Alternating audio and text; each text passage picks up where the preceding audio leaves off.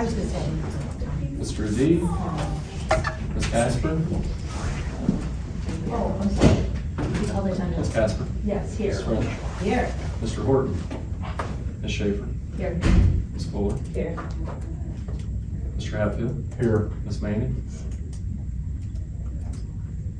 Mr. Sarge, Here. Mr. Vogel, Here. Dr. Whiteley, Mr. Zink, here. Motion to approve the agenda. So, Wait a second. second.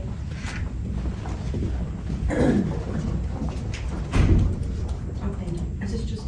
It's done. Oh, okay. Yeah. I can go. I can, if you want. Yes. Ms. Casper, Yes. Ms. French, Yes.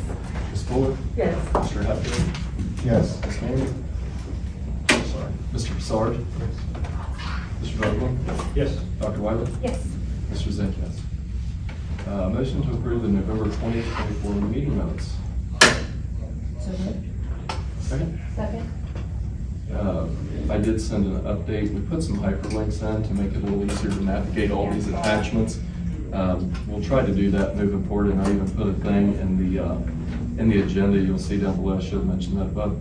Other items handed out, just so if we don't go through it, then it'll naturally have a spot to live in the minutes, because it was kind of a little awkward how we had it in this meeting minutes, but I thought that would be a good cleanup. So anybody else, question, comment, concern? Schaefer, Yes. Ms. Casper? Yes. Ms. French? Yes. Ms. Fuller? Yes. Mr. Hatfield? Yes. Mr. Sarge? Yes. Mr. Vogel? Yes. Dr. Wiley? Yes. Mr. Zink, yes. Okay. Good. Is that door open? Oh, yeah. No, I'm gonna close this, I'll leave that one. Oh, okay.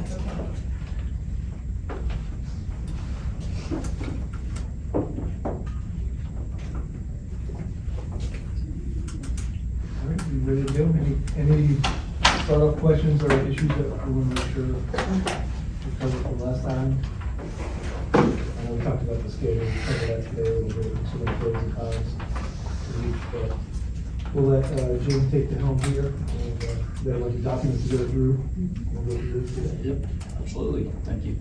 All right, so, this is our third meeting. So first meeting, we were kind of, looking at some of the past history that we'd already worked through. We also showed some of the additions that we had proposed or tested for the high school and the middle schools, and found out that those were good.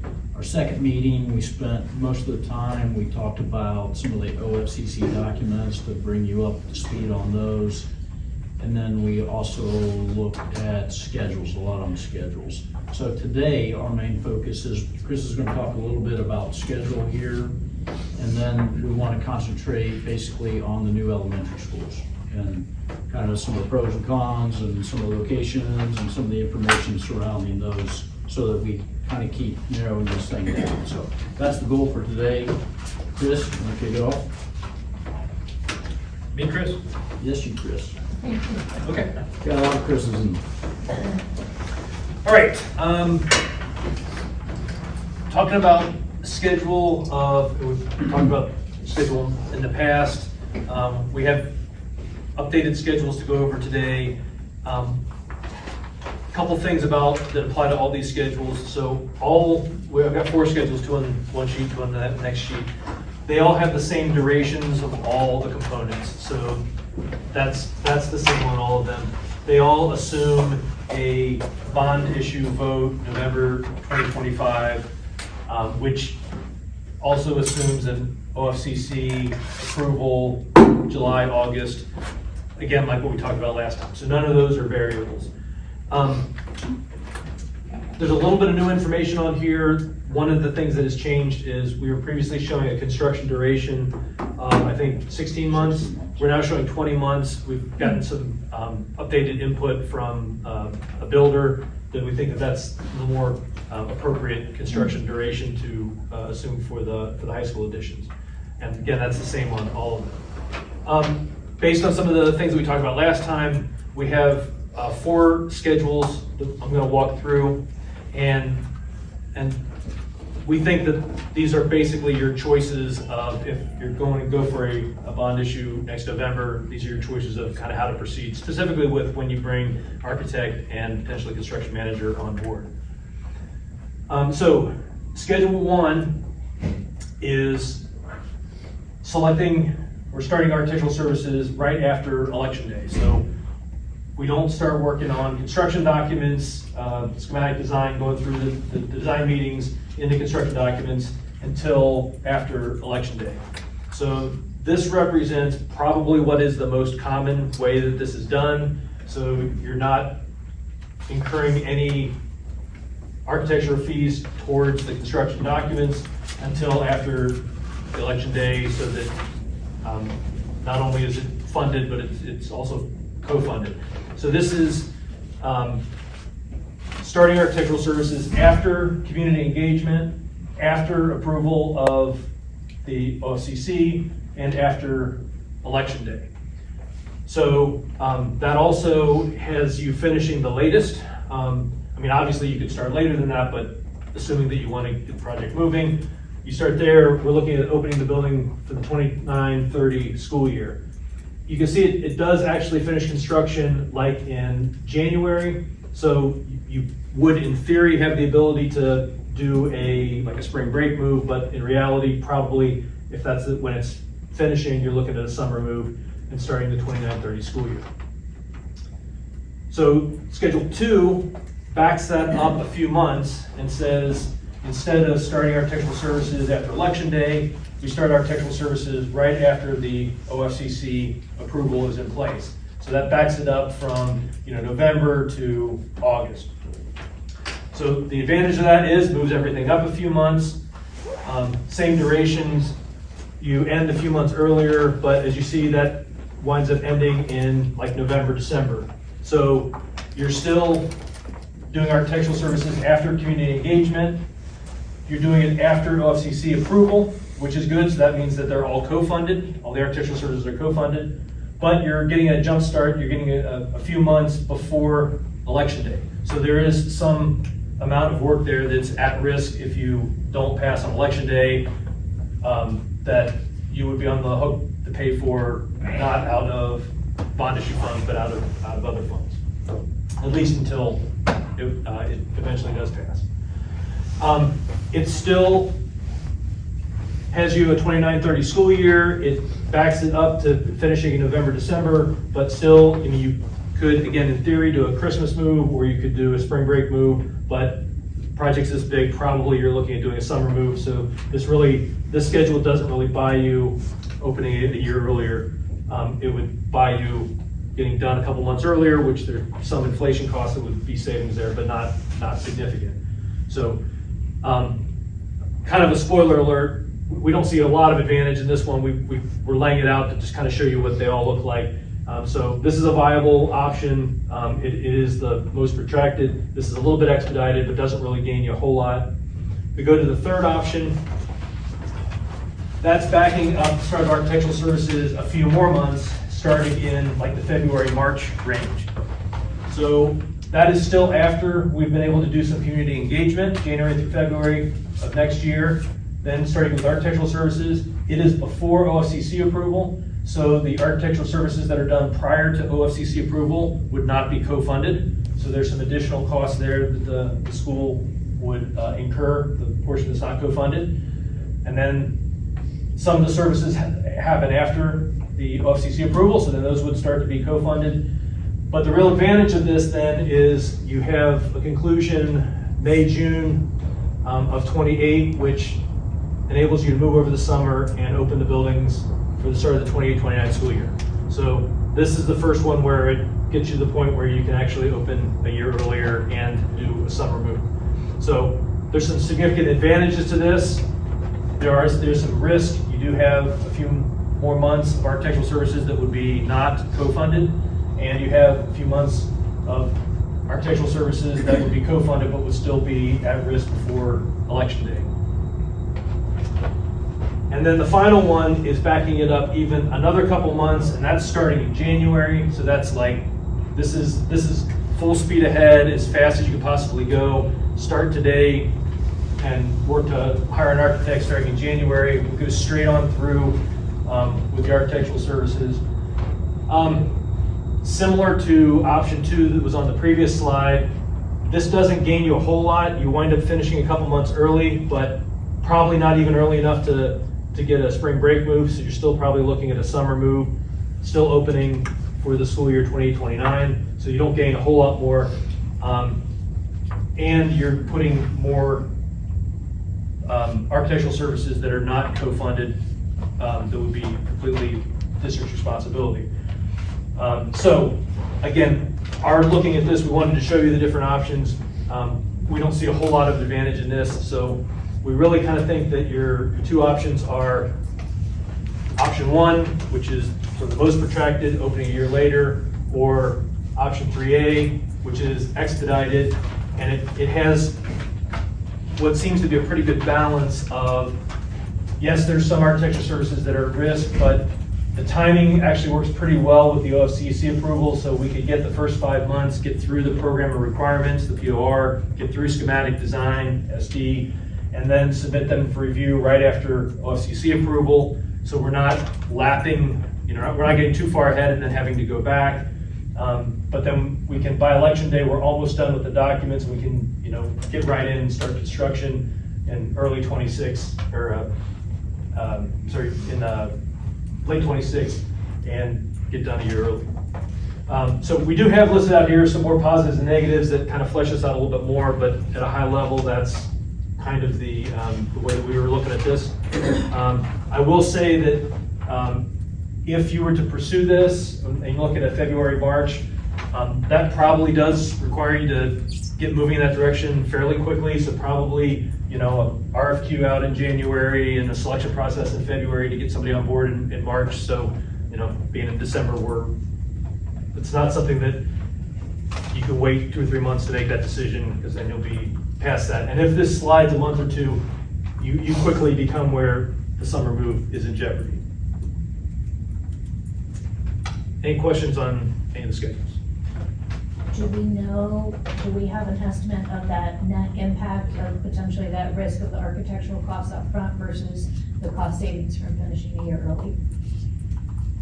So could that net be a wash of them not participating with us, but the money we're saving on the construction, so it really overall would be the same cost to the district, or do you know that? We can do that comparison. I think, Jim, didn't you say last time that you're roughly $3 million a year. So, Ish. Yeah, so it's like $250,000 a month. Yeah, In- $250,000 a month. So- For inflation. And that's gonna be sort of like when this, I guess, probably when the start of construction is. So the comparison would be wherever construction starts on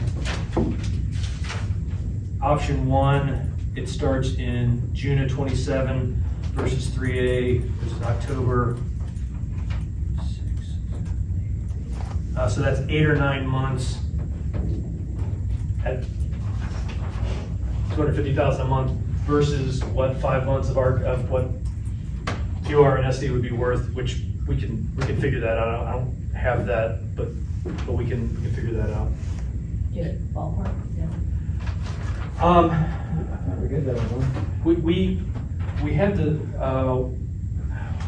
we were rough, yeah, I mean. I think I sent it to you.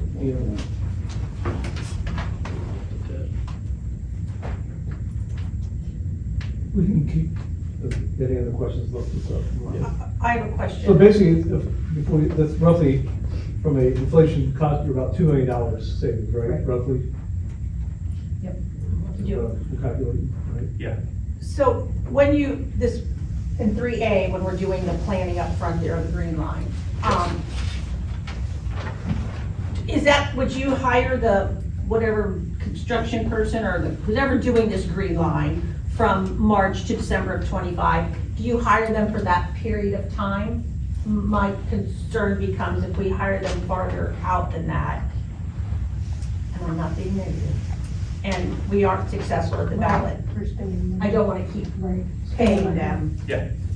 So, so the majority of the green line for architect and construction manager, the majority of that cost is gonna be in the architectural services. The construction manager, there is cost associated with hiring a construction manager. It would be mainly for what's considered pre-construction services. That's a lot, percentage-wise, that's a lot less than you're paying a construction manager once it's under construction. And you also have some discretion in how quickly you hire the construction manager. So you could hire them at the exact same time as the architect, you could hire them a month or two later, or you could wait, you could wait 3 or 4 months to hire them. I think our opinion would be that it would be to your advantage to have a construction manager on board for a good portion of it. Certainly by the time that we get heavy into construction documents, but, if you wanted to push that off a couple of months to minimize the construction manager. Well, I'm not as Portion of concerned that. about pushing it off as I am them requiring the contract longer than the December of 25, and that we are not successful in the ballot. I don't want to pay somebody through July You can or write the September of You 26. know, just a contract based on successful passage of the levy. Okay, that was my question. Generally, in the construction manager contracts, you select them for the whole thing, but you only enter into the contract for pre-construction, and this Okay. schedule would be from here to here, and that's it. And so, and at that point, you can go away and hire somebody else. Talk about our services Okay. also, But- the architect services, Okay, yeah, so, yes. and that architectural services have a cost all the way through as well, but the majority, like 75% of your architecture services are expended between here and here. Right. So yes, that is, part of this is putting architecture services. Right. The cost at risk, yes. So when we looked at it, Jim, before, we talked about the program verification, schematic design, and design development. Those three would be all co-funding, right? No, it's only if you are an SD under this. CRNSD, so, That was starting way back at the, yeah, so if you look at that, that's about $1 million. Okay, that sounds about For right. architectural services. for This piece? Yes, Right there in that time period. yep, $1 million. before, a little over $1 million, roughly. And pre-construction services for that time too, is roughly $437,000. Okay. So $1.4 million would be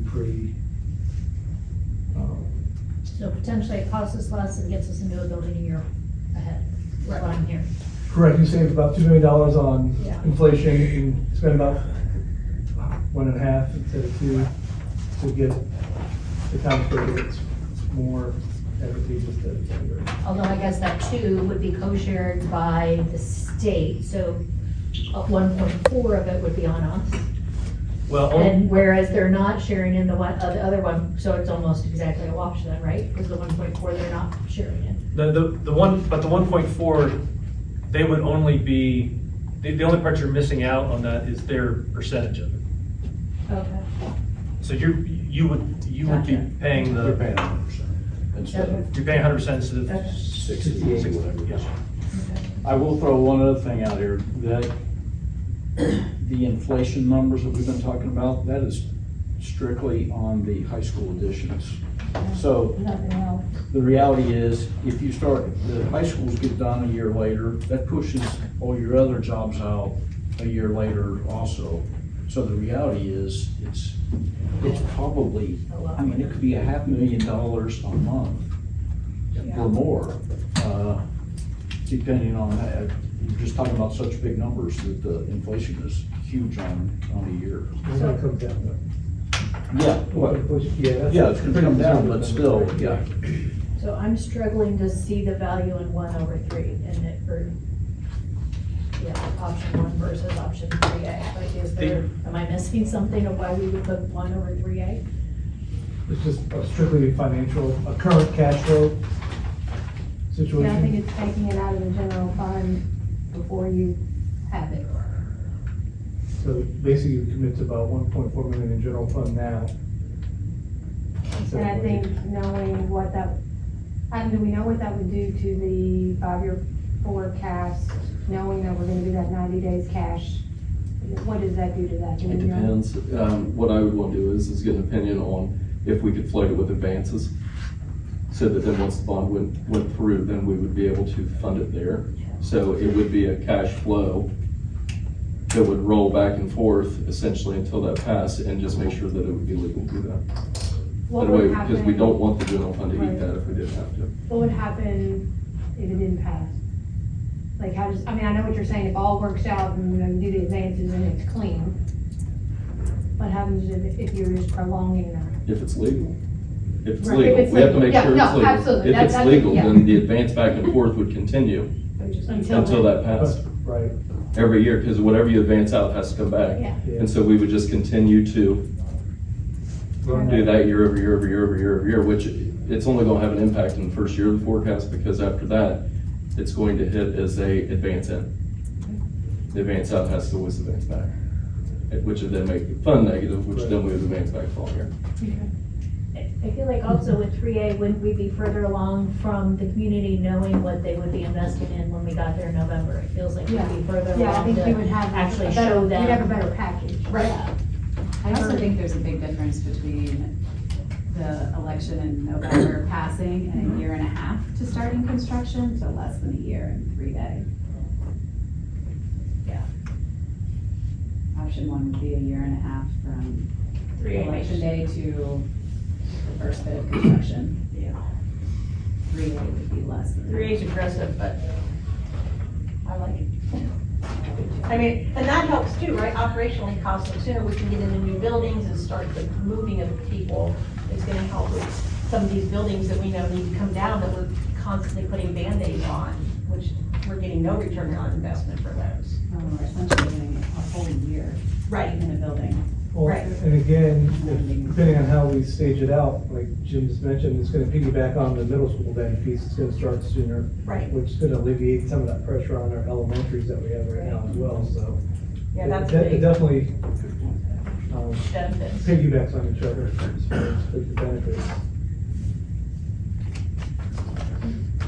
The other thing I'm curious about is, in 3A, we're gonna do all the we'll do the documents once the election day happens, assuming it passed. In 3B, we would have all of that done prior to the election, or, you know, kind of in similar timing.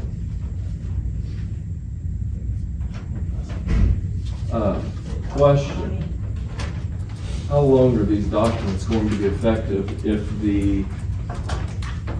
I had this on Word docs, I thought I'd give this to everybody. If, let's say it did take 3 times to pass, that would then put us April, November, April 27, if I'm looking at the bottom one. Would those docs need to be refreshed and updated by that point, so then the premium could be a little bit of the update and revision of these documents? Or are these, once they're established, assuming a code didn't change, they're probably going to be okay? And assuming a board didn't change and they decided that we wanted to scrap the whole idea and Right. go with something completely different, Yeah, we right? wanted to change the whole configuration. Right, yeah, right. But just assuming nothing changed except for the schematics, is there any premium in that, or are these pretty much going to be good once they're good, or once they're done? So the first part of that is, what do you do at election day if it fails? Do you, like under this scenario, we're 3/4 of the way through, do you stop us and push this out? In which case you're not, stop working the construction documents, and then once it passes, we resume this? Or do you let us go ahead and finish out and then wait for it to pass so that day Okay, one? so this would be assuming that the red dot is not connected to the Right, so the that's, construction document green bar. That's So if that actually- kept moving, would these documents stay good, or would If- we need to pay more to update that? they would probably stay good because there was just a major code update that took effect in 2024. And Ohio usually updates their code, well, they used to do it every 2 years, but it was 2017 the last time they updated it. So it's unlikely there's gonna be a major code update. There's always little stuff, but as long as it was within, 3 cycles, a year and a half, very unlikely that there would be anything that would change. So that shouldn't be a risk, really, to put a great deal of emphasis on. Right, the bigger risk is what Chris was saying, that if you came back and like it fails once or fails twice, and you decide, well, it's failing because we've got the wrong plan, we want to change the plan, well then, That's gonna obviously, be a brand new. then it becomes all sunk costs, yeah. So there's, I mean. And that would be the point when it probably would no longer qualify for an advance, if it did qualify for an advance to begin with. Right. I would assume, you know? Eventually, I mean, if you're talking 3, 4, 5 years out there. Sure. I'm just assuming, if this went in a 18-month window, Yeah, would that not be a huge cost risk? yeah, that would Okay. not be. Gotcha. In fact, you could even, there's some, in this bidding 3 months is also like plan review. And so if those drawings are completely done and sitting on the shelf, I mean, you could even institute plan review a little early and pick up a little time there and, if it were delayed waiting on the next, so, but, yeah, and I think once you get a building permit, they want something to happen within 6 months. You don't want to get a building permit and then let it sit, but, yeah. And also too, as we talk about the levies and bonds and the history, as you look at this, and for those of us that lived in, Uh-huh. we're talking one of them failed by 5 votes. None of the really big ones that we focused on failed by a lot. It's just, I think we have to, this is where it goes back to the education and the feedback. Well, if I'm reading this right, I mean, tell me, I'm looking at bond issues historically are successful. That's the Right, top set, yeah, right. they're always gonna be a lot more Right. successful than Bond that. issues have typically, versus that one in like 2005 there. Right. Right, typically successful. Right. When you look at the other part, the operating part, there is not, yeah, that's a different narrative. I only printed front and Right. back because I just figured if the little tail, somebody'd say, I wish you'd printed it all. I mean, really, when you go back to 1985, an operating budget hasn't passed the first time out the gate. An operating budget. Well, yeah, and so the 2013 was the Yeah. TI and then operating, and like again, even it passed. But that was after a significant Right, reduction. right. But again, not. Yeah, And it also, 50%. it also comes out to how we're structuring it. What are we asking for? Are we gonna Correct. try to get all of the money up front? Are we gonna, yeah, so that's a conversation too. It's not, we're not ready to have right this second, I don't think. Another question is, when you do go out to bid on a project of this size, whether it be the whole thing or be a good portion thereof, can we get more competitive pricing typically if you have a longer punch list timeline than a shorter one? Or does that even, I don't think it's a drag. that's not a selling point? No, I mean, the real thing that you look at, that the contractors look at, I think, is what's the duration of construction, and is that a reasonable time to build it from start to substantial completion? And is that a reasonable time, or is it so compressed that it's expedited, they're gonna have to work overtime and factor that in? So that's why we took it to the 20 months, because the feedback we got was that at 16 months, you're looking at what would be viewed as a compressed schedule. And that is something to keep in mind, that, these are estimates, and if everything worked out and it got delayed 1 month and you came back and said, well, we need a 19-month construction duration, that's probably doable. We work with the construction manager, and, that probably doesn't kill things, but if you go back to, 14 months, then you're gonna start driving the cost way up. Because I'm viewing the punch out, the little dotted line is kind of like what we always talk about, like the overage cost. We'll assume 10%. So that's kind of like time overage cost, really, Right. Yeah, unfortunately, the hardest part of projects that get complete are the final, 3%. The first 97% is easy, and then the last 3%, it drags out. And so, any of these, honestly, are optimistic that they're gonna get it done, because there'll be things trickling out for months that they're coming back and they're, but they'll be working around you, working on weekends and what have you. The dash line represents a lot of your moving into those new buildings and delivering furniture, setting up furniture, technology, all those kind of things that come at the end of the project. And punch list stuff is kind of incorporated into those dash green lines. It feels like the supply chains are working better. A lot Is better. that a fair assumption, or because, I know people that were doing building projects, that these timelines of when they could get the supplies, that was stretching this 12 to 18 months. Yeah. That's not really a concern now. I wouldn't say it's not a concern. It is significantly better, and the number of parts of the industry that still have, abnormally long lead times is getting smaller. So one of the areas that is still significant is electrical switchgear. But the advantage you have on a project like this, you have a long duration. The projects that really got hit were the ones that were like a summer project, there's a 4-month duration. All of a sudden, electric gear is a 13-month lead time, which just wrecks the project. So a lot of projects now, what they're doing is they're getting an early package for the electric switchgear, just ordering at the beginning of the project. And Because so we got a 20-month you window. got a 20-month, yeah. Yeah. So there's That makes nothing sense. that's out that far. There was a short time there where you couldn't get it, and you'd order switchgear, and they put it on a boat, it was coming over, and somebody would buy it out from underneath the project. Somebody from Saudi Arabia or whatever would say, I'll give you an extra $1 million if you divert the boat to me, and it was gone. But so that is out. There are other little pockets of things that are longer lead time than used to be, but nothing that is affecting projects of this size significantly that I'm here right now. Any other questions on that? Move on. Okay, next thing in your packet is a new revised master plan. So, again, as I told you, these master plans keep changing on a regular basis.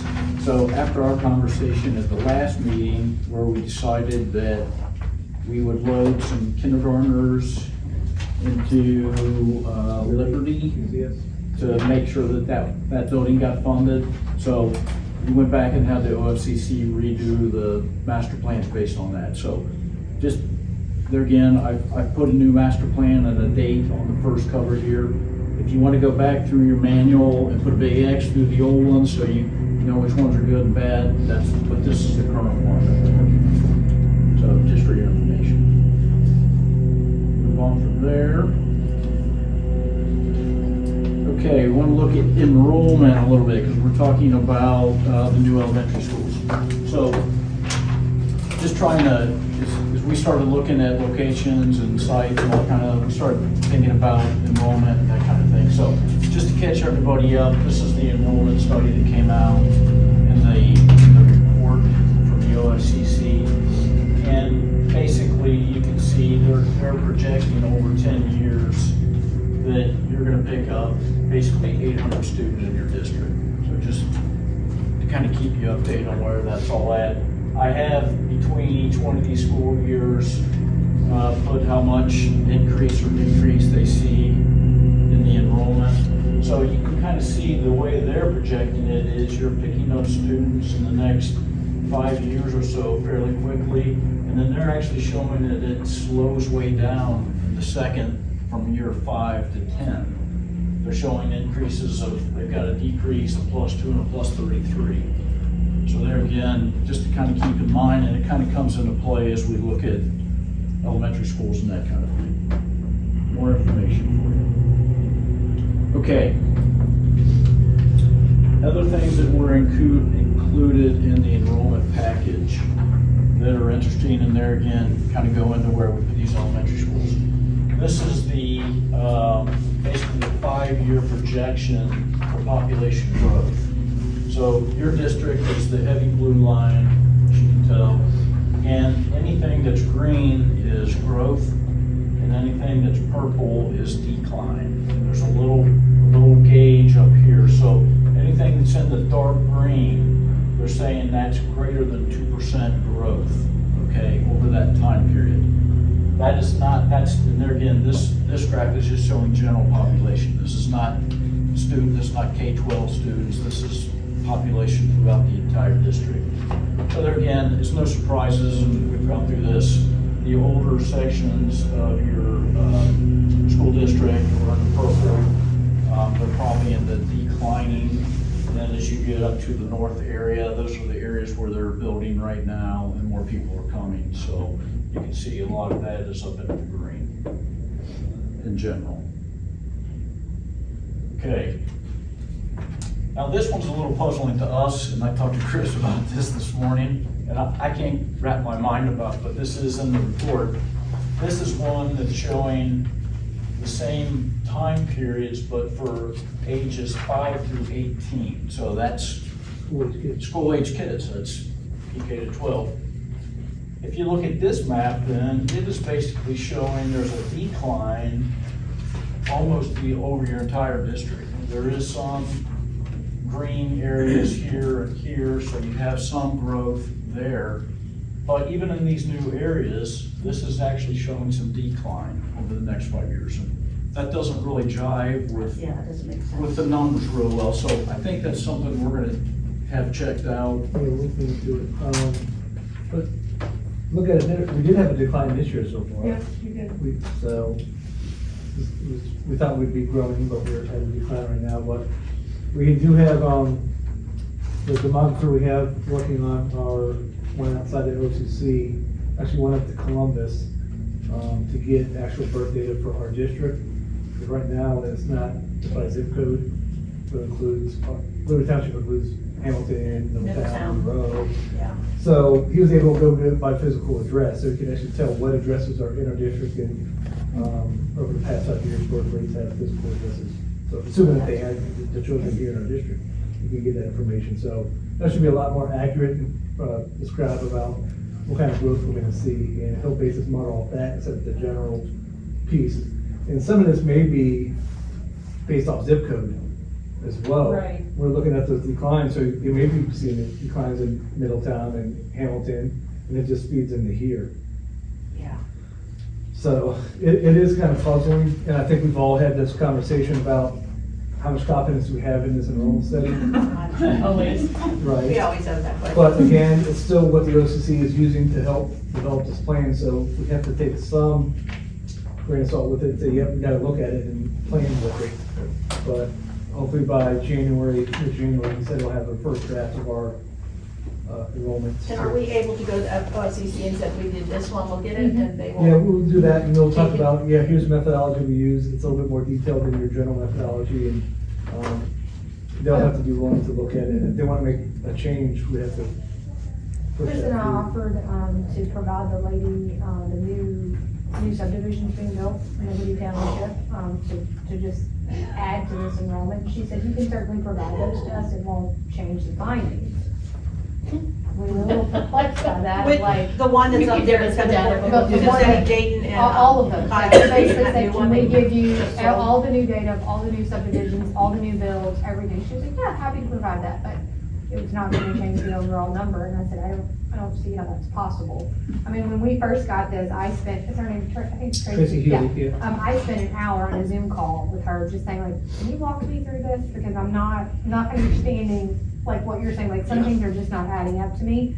I would like to say that she said great light after our hour conversation. She did not, but, I mean, we provided the data to her, but it didn't impact the overall. Because I do think that you're right, as part of that dark color is people leaving Middletown and Hamilton, not necessarily. Coming here. And coming here, exactly. Yeah, that makes no sense to me. But, yeah, once we get that, Do that. yeah, in the next, 90 days or less, we'll have, our first draft of the enrollment with, more detailed information, and we'll see how closely they compare. Maybe, The new construction definitely makes it trickier. Because if we were at a place where you were seeing $1 million or less a year, then that wouldn't be a factor, but when we're seeing north of 50 million a year over the last 5 years and holding, you have to assume it's gonna bring something, but then again, you look at some of these new houses, are they affordable to people with school-age children? I don't know, to build a new ranch is, I think they're coming down some, but 500,000 or more. my only concern is the multi-unit homes that we see going up. Right. They're not, being marketed to families or more, but at some point, families will gonna occupy those. Right, you can't make them not. Right. So you build a senior citizen center, you can't make them not move in. I mean, if a family wants to move in. Chris, how does this compare with the overlay of the blockette that we use. Well, our demographer we use right now is gonna have it by blockette, so. Okay. By the planning block. So, because I look like on the green section just below Route 4 and 747, see that green section, is that similar to a blockette that we use to know Right, that green section is in this entire blockette? That could help us kind of right. think about if it overlays with the blockettes that we use, or if these are just general populations they're using. But just the way I looked at them, like, well, they look close to like our blockettes that we've used, that's why I'm just asking. Yeah. I think they're similar, but I don't think they're exactly your blocks, right? No, they didn't use our planning blocks at all for.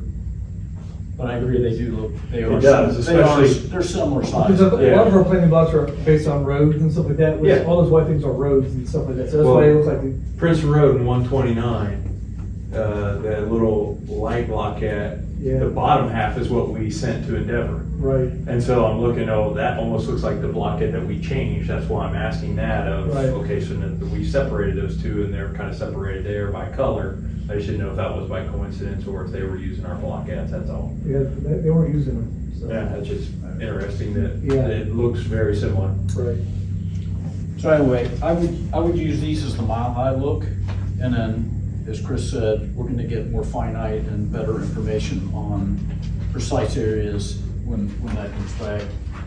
The next one in your thing there again, this is just talking about the median age. This is for 2023, which is basically today, and as you can see there again, no surprise, younger people are moving up.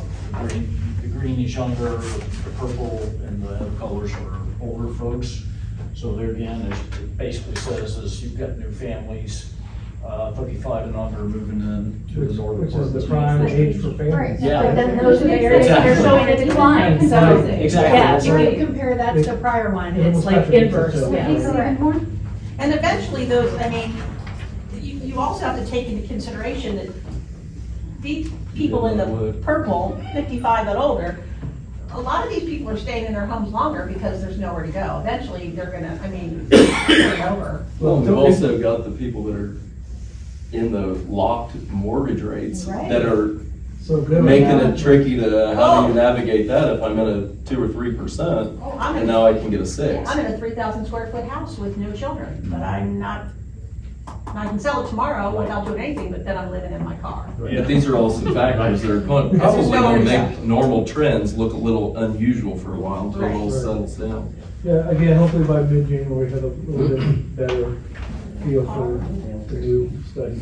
All right, I'm gonna skip the next one. Go to this one on your sheet. There again, as we talk about how many new elementaries, I just wanted to kind of lay it out for you. So if you remember right, originally we were thinking there was gonna be 3 new elementaries. And the capacity of each of those were gonna be over 1,000 students. They were gonna be 126,000 square feet, and I think we said, that's much bigger than the rest of our elementaries. Let's add another one. So right now, our master plan, your master plan, calls out for 4 new elementary schools. And each one of those elementaries would have, if you divide it evenly, 882 students in them. And they would be right under 100,000 square foot. It'd be 98,000 square feet. So, well, let's keep going at it. And then, so you go on down, and I've listed out if we do 5 new schools or 6 new elementary schools, you can see how it affects the number of students in the building. You can see the size of the buildings. And then the thing I do want to point out to you is the total cost of the elementaries. There again, you get economies of scale with buildings. So as you can see, if you build 3 new elementaries, those 3 elementaries total would cost you $133 million. Whereas if you build 6 new elementaries, it's $158 million. So it's about $20 million here or there, difference between housing the same number of students, but increasing the number of buildings. So just kind of wanted to keep that in the back of your minds as we look at locations and that kind of thing. But then again, offweighing that, you increase the number of buildings, you have operating costs, you have more Absolutely. staff, more Yes. principals, more. Right. So trying to find that balance where it makes everything make sense is. It looks like 4 is Yeah. the balance there on that Yeah. sheet. Right. But, What? yes, but I also think, and I'm just thinking, I agree with all of that. I think we also need though to think about that transition from an elementary to a junior high. You're over doubling some of these, I mean, some of these numbers you're quadruple, you know what I mean? Like, what is that, like, to go from how big to 1,600, 2,000, like, what is that sweet spot of like, to make that transition feel less intense, right? I definitely think that transition will feel more natural from a junior high to a high school, because the numbers are gonna be more in line. But if you were to go from like 588 to like, all of a sudden 1,800, I think kids would be like, whoa, what's happening? Well, we do that So- now, the freshman building. I was gonna say, and that I think it's a also, different age kid. You know what I Yeah. mean? I think a Yeah. fifth grader going into like that versus like a sixth grader, that just feels very, It's also Yeah. doubled, Yeah. not quadrupled, yeah. because there's two going into each. well, and I think too, it also depends on what we've talked before, how we build those. Yeah. I'm They're just going thinking to- like if you were to go from 588 to that seems Yes. high, but to your point, like that 4 number seems more palatable More to make. easier to make that transition, Yeah. especially if we do, for lack of a better word, pods Yeah, or yeah. houses or whatever. So like what you just said, if you had 3 buildings, you would probably assume that if you had growth, you would add a whole new building. Where if you had 6, you would probably assume that it would require additions. You know, they would be, Yeah. they'd actually be designed differently. Yeah. So that you would 100%. never have to really build a new building if that growth happened. Because currently, that would be like 107 square foot for 3 buildings per student, down to 123 square feet per student at the 6 building mark. Which then, you know, that leads into the other economy of scale costs that you're going to lose as well with just upkeeping. Just some more information, you might want to jot this down, I wish I would've got it on here. If you go with 3 buildings, this 126,000, it's about the size of the East Freshman building right now, very close to it. If you go to the 4 building size, it's about the size of Liberty Junior, okay?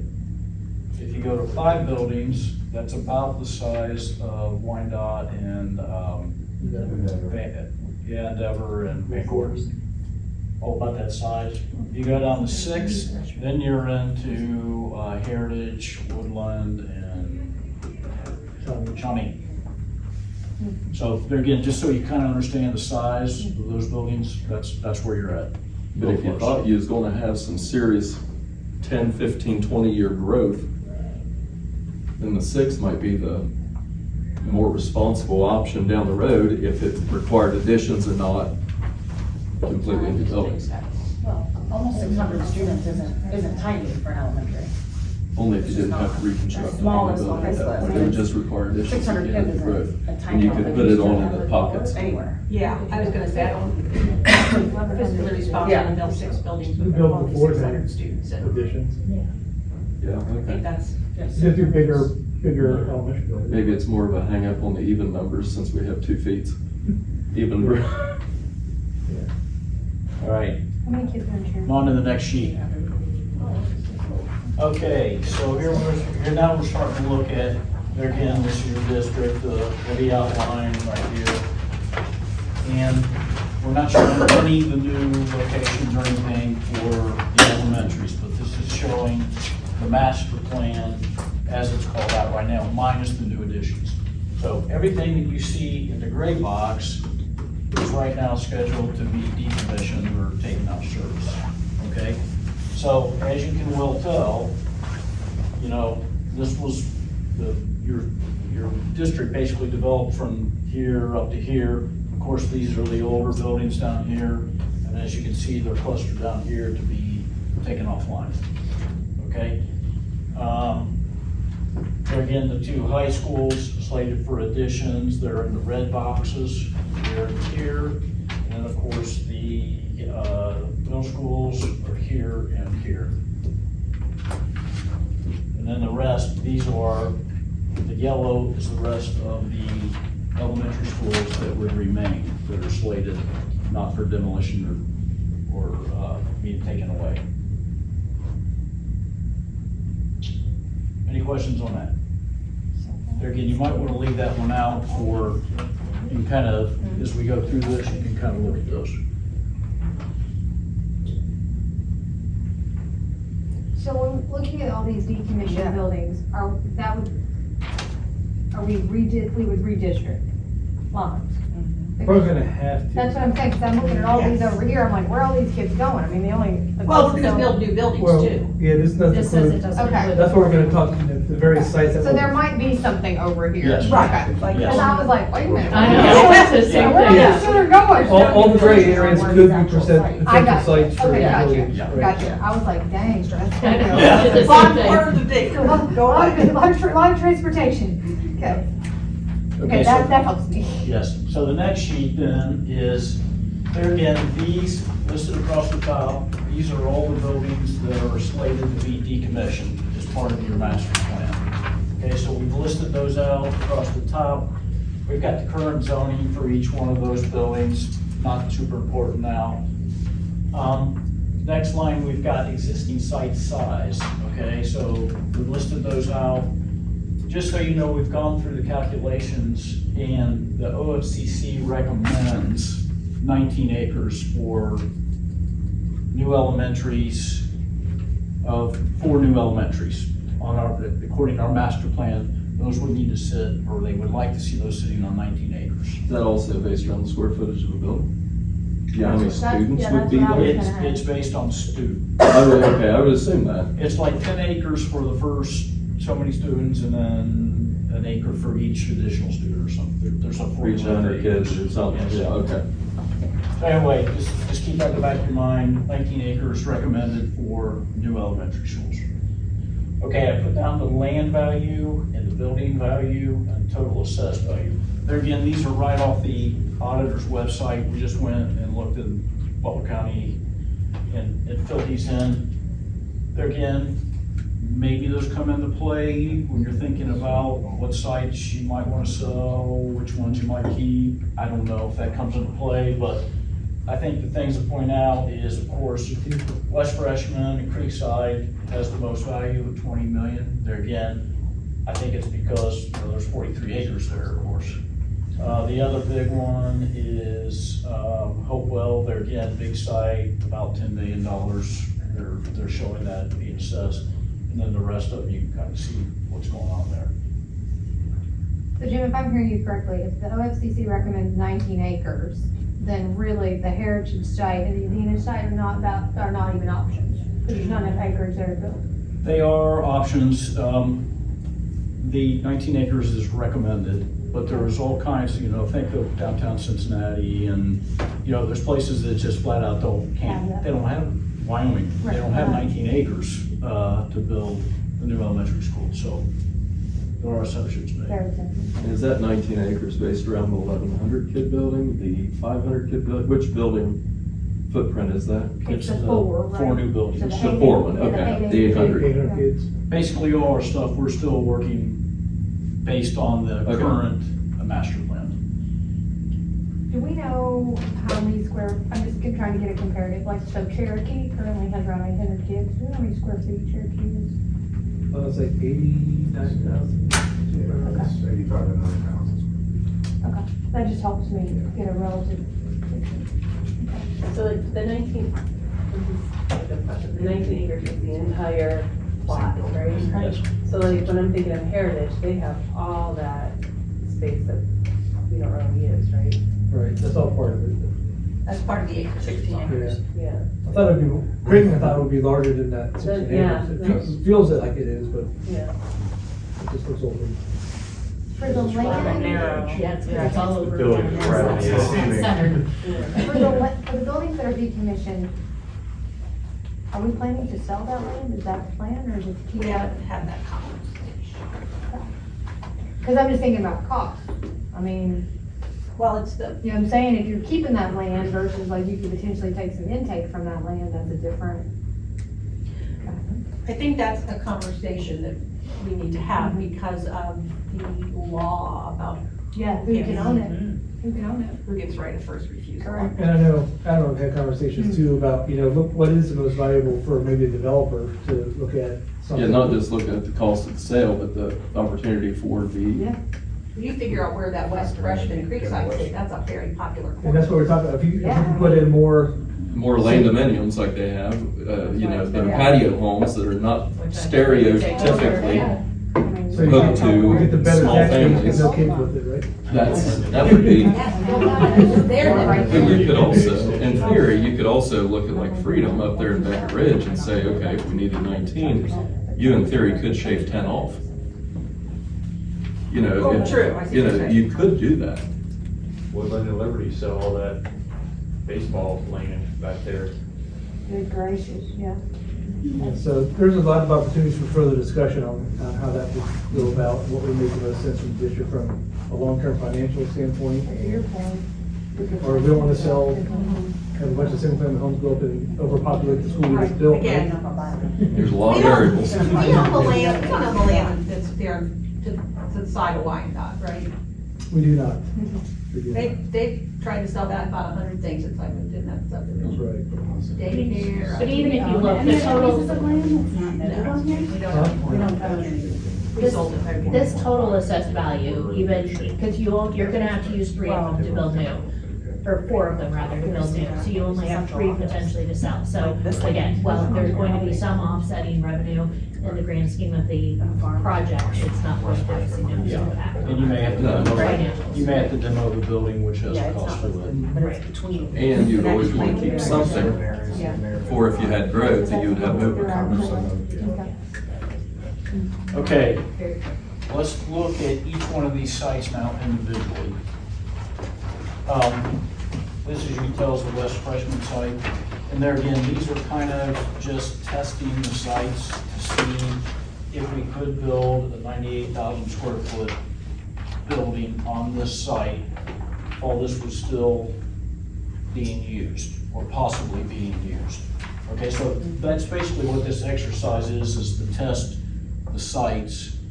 There again, because you're probably gonna need to build some new buildings on existing sites while they're still, and then tear those buildings down, so. Again, as you can see, this all fits in here. Let me tell you a little bit about, you see all these dashed lines, which maybe look confusing to you. The other thing you really need to know about, those are contour lines. And what they're showing is the steeper or the closer you see those together, that means it's steep, okay? The farther they're spread out means the ground is very flat, okay? Each one of these dashed lines represents a 2-foot change in elevation. So, like if you count these, if this is up at West Freshman, they've got those banks that go up behind the school. You know, these are 2 foot, 4 foot, 6 foot. So that's pretty steep right there. So just so you understand why those are there. And those were important for us to look at as we're placing buildings on here, just to make sure we weren't placing it on a place that couldn't be built, basically. Nice if the maps also showed all the springs. All the springs, we don't have the springs on. But anyway, I think 2 things to look at here. Number 1, can this site, does it have the ability to build this building while this is still in action? The answer is yes, fairly easily. You can see you've got a lot of land over here you could use. And then the second question is, once this is torn down, will the site accommodate this building easily? And that's obviously yes, you've got lots of land out there. So that's a yes, yes on that. Okay. The next one is Hopewell, the Hopewell sites. Yeah. There again, nice large site. Can the site keep these 2 buildings in operation and build a new one? Absolutely. You've got all this land in the back of your site, so absolutely you could build this new store. You could build a new building here, you could put it down here. You know, you've got lots of room back here. And then, of course, once these buildings are torn down, certainly, you've got lots and lots of room. So the answer is yes, this site works well for getting this on early or is an eventual site. Is this a site that can accommodate construction while the other schools are in session? Yes, absolutely. Yep, absolutely. Okay. All right, we're getting more difficult. All right, this is Athena. And you can tell this is a 14-acre site. You can tell this would be much more difficult to be able to build a building here while this one was still being used.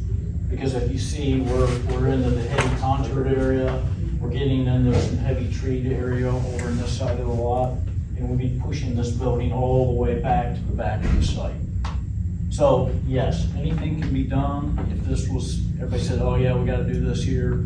Yes, it could be done, but yes, it's more difficult to do, without a question. Now, when this building's torn down, when Dino was torn down, certainly then this building could basically replace the Dino that's there. So it's a difficult to do here, certainly doable here. Okay, if that makes sense to you. With that being a residential area, is there any feedback? And this would be probably in community engagement. I would wonder about the community feedback on a 2-story building in that type of residential area. If 2-story houses. That's what freedom is. Right, but Yeah. just having lived that conversation, like when you start going up in subdivisions, people they have opinions about that, even though there are 2-story homes. Well, if you look at that, not specifically, all those homes are right along the backside of that playground and go along there, so they would probably not be too happy with it. That's what I'm, Even yeah. though they're elevated. I will say there's a heavy treed area that runs all the way down this side of the property line and also kind of back there, so I think the building's Yeah, but fairly just well look- hidden. Yeah, I mean, it's tucked in there, I just Yeah. know, like, I just didn't know if we had any feedback about that. And Jim, on that one with that steepness, Yes, you're envisioning flattening that, right? It wouldn't be like Yeah. the hilltops of the world, it would be a flat, okay, yes. all right, just making sure I'm understanding that picture. Okay. Okay. All right, this is the Shawnee. Here again, not ideal maybe. Yes, you could probably build a new building here. As you can see, there's some contours that kind of run through it, so this actually could be either a lot of earthwork that would happen, or it could be like a step down type school, kind of a 2-level type school. So yes, it could be done, but there again, this one's more difficult to do. Now, when you tear this down, there again, certainly there's room to put the building in here, so 2 different scenarios kind of go in there. But you could ask the same question about Shawnee and Dina. The process is very little. But couldn't you, And like, that's what I was gonna say, it's buildable on the Hopewell lot to build a new, but if we're decommissioning those 2 buildings, do Shawnee or Dina students move into those buildings while they build on the site temporarily for the year and a half or whatever, Satellite, and like I said, the old Yeah. kids move out. before they're fully decommissioned, just. met the kids in temporary. Put it in a junior Commissioned and We then. did the Yeah, renovations down at there while they Liberty, build a new- Liberty moved Yeah, into right. Union for a year. Yeah, right, Why they did that, and then moved them back. yeah, that seems like that would be what would make more sense, rather than trying to tuck it into Yeah. a corner. Right. Would there be a chance we would use some West Freshman as some swing space? I've actually, Because we did put some money just to prolong it a bit, but I know that sounds good, but I'd be excited to try and use that. Well, in this whole conversation, I know we're talking about elementary schools, but where is Central? That's, Like, I know we're talking about 4 elementaries, but are we really talking, and are we really talking about 5 buildings, 4 elementaries and a central? Or are we talking that they're gonna be integrated into the high school? Like, I think we didn't talk about integrating them back to the high schools, correct? so if that's what I'm trying, like, are we talking 3 elementaries and a central? Or are we talking 4 elementaries and a central? Like, I'm just trying to figure out, and I wouldn't assume we would need an 800. No. We would need like a 500 or a 3. Is there any way to talk about, Or you decommission something, but you repurpose it. or- right, that's what I was gonna say, or can we add on to like where half of Central is now? In that little building, where it used to be Waukene and 14,000 other things. Is it possible to add something? I think that we need. That moved out That, again. is that the time? Give it time out. You call Todd. I wanted you to sit back, I was like, what was I thinking? We just talked about it. We haven't flushed that out, I guess. Right. Yeah, there's options too, I think we could look at that, there's other things we haven't talked about in the broader sense, like the service center, maybe that becomes just Lots of your watch boss list piece, right and now. we need to, we got all this land here with the farm and everything. Right, maybe- we have all If we that. do, this could become a alternative school, you build a new central office that has a lot of PD space, living space, maybe a Cash to space. children. Community. I was gonna say, Yeah. or So- you move central office as part of one of the schools. They Right. recently built that north. Yeah, so there's all those different things and we need to talk through, again, because we have all this land next to us as well, and behind Right. us that, we, What's there, 10 acres? yeah, 10 acres on the farm plus the, Plus that back there. So how much total is right here? So I'm guessing the topography here is really rough. back behind here, it gets kind of rolly, but it's not horrible, it's not. Then like, Farm land to farm. long-term plan where it says to decommission Woodland and Liberty Junior Transportation Center, does it still just stay put? Well, I was just saying. Oh, I'm sorry, I missed it. Yeah, maybe that would have to be an option, yeah, to like redo that to make it just a, those are what broad things, broader figure that we haven't talked about. Right. They're still More hanging- meetings. They're still hanging out More there. meetings. That's right, still hanging there. And essentially, if we own buses, if we own buses, you'd have to have somewhere to put those, so one of the decommissioned sites could take that on. That's, Well, and I have. or if like the transportation center stayed the same, you had bus storage, it could be, Yeah, Okay. I think from a transportation standpoint, you want to keep it there because it's easy access to Yeah. 129, it gets through. If you put it somewhere up here, you know, it adds that, yeah. It's a nice logistics. yeah, Yeah. it's close to 75, 129, all that stuff, it's easy to get around, which is nice there. I don't think you want to move from there. but- So if we build 4 new elementary schools, what color elementary do you have? 1, 2, 3, 4, 5, 6. So if we build 4, then does that bring us to 10 11. elementaries? 11. And we currently have 10? Is that No, correct? we currently Elementaries, have- not, We have- not, we have not. 8 These are elementaries. K-5, they will, it's 11 K-5, so it's, Yeah. Okay. So we have I'd say maybe you don't have eight- 3 this one. 8, 3, 6, We have- and 6, Right, currently it's 14, right? We have 14 14 K. K, 6.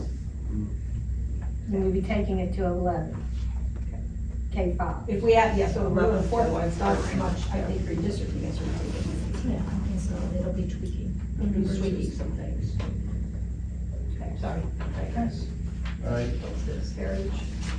we go along Heritage, as everybody can probably tell, yes, you could build a new building with this one in operation. Certainly, this is torn down, there's plenty of room to build a new building here. So that site is, You know, it's not the 19 acres, that was still fit. that one, on there. right. That's about 16 Oh, it's acres. 16, yeah. Yeah. This is the Woodland and Liberty. There again, you've got all this acreage in the back of behind the Woodland, so certainly you can construct a new building back there. And then certainly when these were taken down, you can put this building up or, you know, whatever you chose to do. Because, you know, you've got lots and lots of land out here. For right now, we're showing basically the transportation and the bus parking remaining in that location. But 129 would be like the bottom blue line, correct? yes, Okay. yeah, those will, markers are correct. Okay, finally, we got Freedom. There again, Freedom is a difficult one, to try to keep Freedom in operation and build a new building here. The site is small, there's a lot of, change in elevation in it. This one would be difficult, not impossible to build a new building on here. If you tore Freedom down, of course, then you could basically replant or rebuild a new building in that location. So trying to keep an operation building one back here is more difficult than some of the other sites.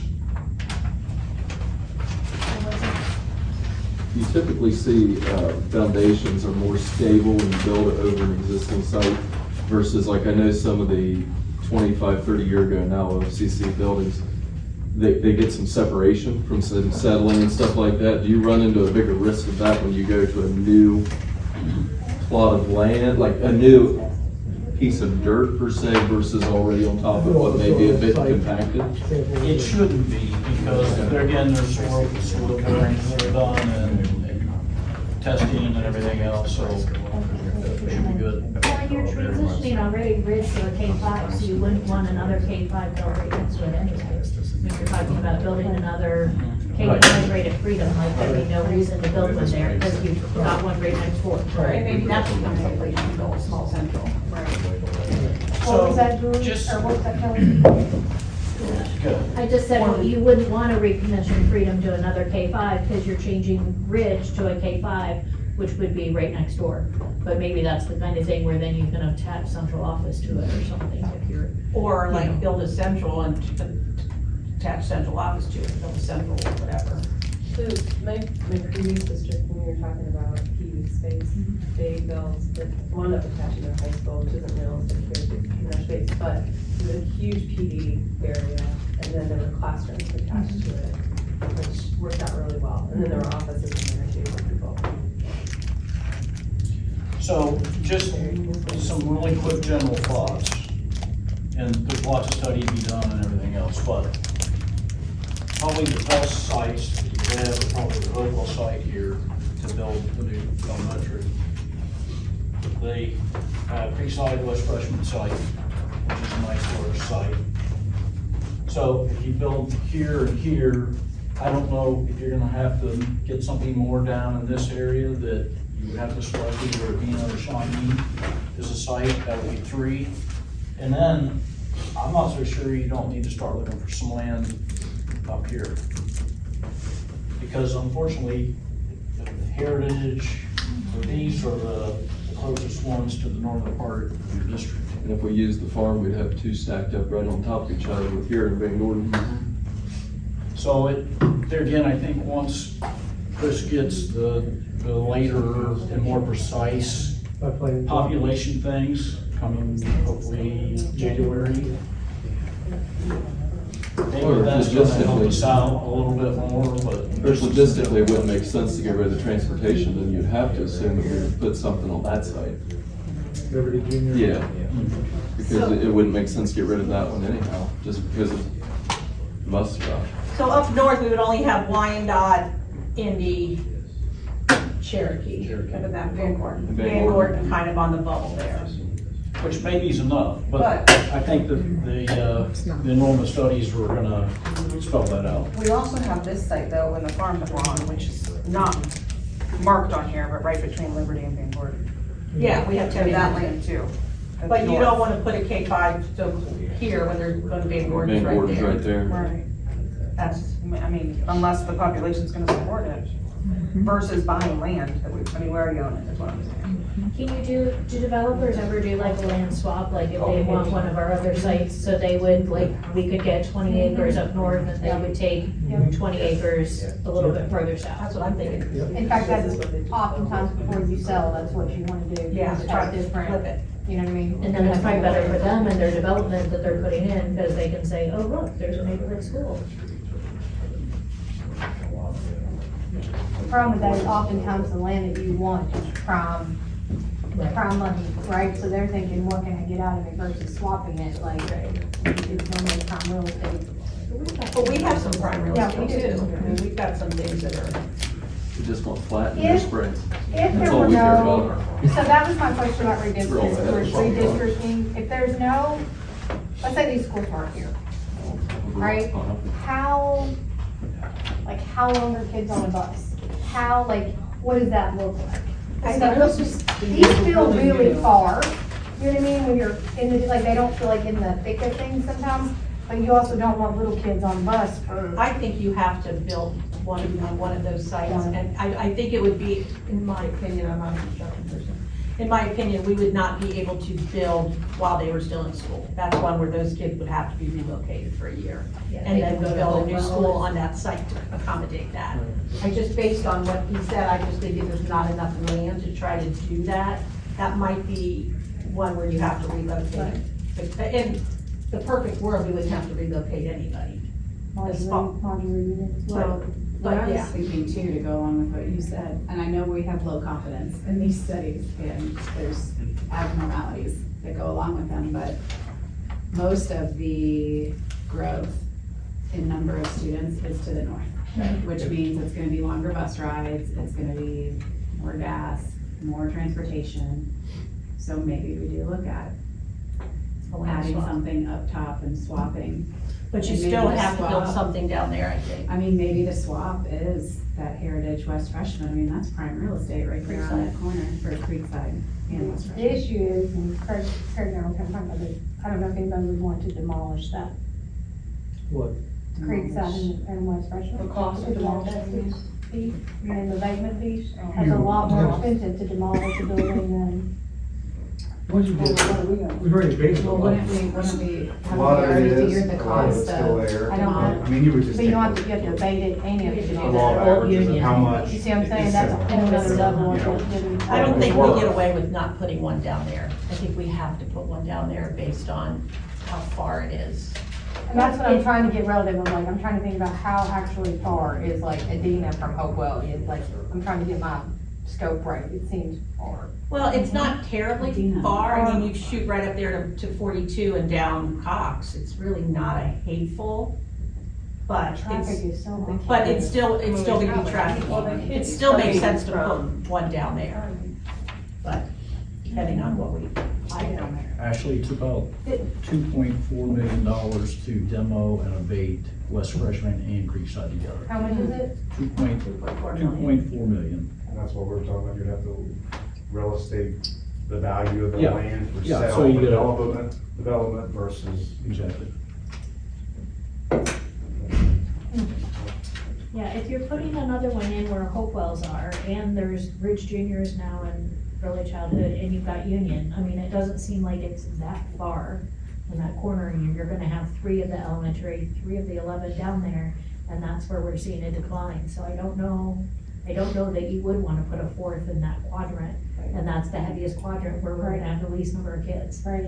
So it does, Well, that's true. again, it seems like that Woodland Liberty area, yes, it's a little bit of travel, but it's still not that far from where that growth is, if we needed to do that. I Like, want to- between Cherokee, Wyandotte, Independence, I mean, they can take that top Right. layer, and then And you then can do that next next layer, layer, can go and fit That there. makes sense.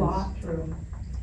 So, I think the biggest change is you're gonna have to look at that boundary for Mhm. west that comes down and cuts across that way. Because if we're looking at, if you're having kids down by Shawnee and Avina are gonna go to west, their middle school's gonna be right here. Yeah. As opposed to right Right up up the street. Cox Road to Yeah. East Freshman building for the middle school. Now, looking at this from the overhead view, Hmm. when Plains was built, wouldn't that assume that if you ever needed to go to a third high school, Yes. that that would be? Yes. Because logistically, that looks like it definitely makes yes, that's a ton of sense. Chris, how long bus ride would that be? From down Yeah. there To Liberty, yeah, to Plains. to Plains,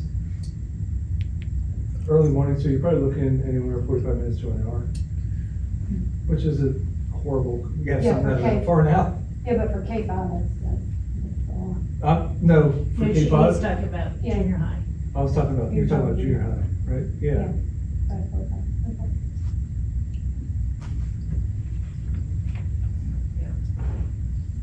But then the flip side, like you said, does it make sense, you're right, to build down there when that's where the enrollment is declining? I don't know.